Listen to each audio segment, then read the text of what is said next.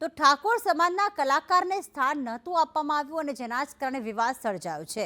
સાંસદ ગેનીબેન ઠાકોરે ભાજપ પર ગંભીર આક્ષેપ કર્યા છે અને કહ્યું છે કે ઠાકોર સમાજની પ્રતિભાને અવગણવી એ ભારતીય જનતા પાર્ટીની નીતિ છે। સમાજના કલાકારોના નિર્ણયની સાથે રહીશ। ઠાકોર સમાજના એક પણ કલાકારને સ્થાન ન આપ્યું સરકારની પક્ષપાતપૂર્ણ નીતિનો જીવંત પુરાવો છે। વિધાનસભાની મુલાકાત કલાકારો દ્વારા લેવામાં આવી હતી। એક દિવસ માટે તેમને આમંત્રિત કરવામાં આવ્યા હતા, પણ આમાં વિક્રમ ઠાકોરને આમંત્રિત કરવામાં નહોતા આવ્યા, તેમને સ્થાન નહોતું આપવામાં આવ્યું, જેના કારણે આ વિવાદ સર્જાયો। ઠાકોર સમાજના કલાકાર ભાઈ શ્રી વિક્રમભાઈને આમંત્રણ ન મળ્યું। એમનું કોઈ કહેવાનું એવું થતું હતું કે ભલે મને આમંત્રણ ન આપ્યું, પણ ઠાકોર સમાજમાંથી કોઈને આમંત્રણ ન આપ્યું। તો એ બાબતમાં હું માનું છું ત્યાં સુધી કોઈ નિર્ણય લેવાવાળાની કે બોલાવવાવાળાની કે આમંત્રણ આપવાવાળાની કોઈના માટે સરખો ભાવ હોવો જોઈએ।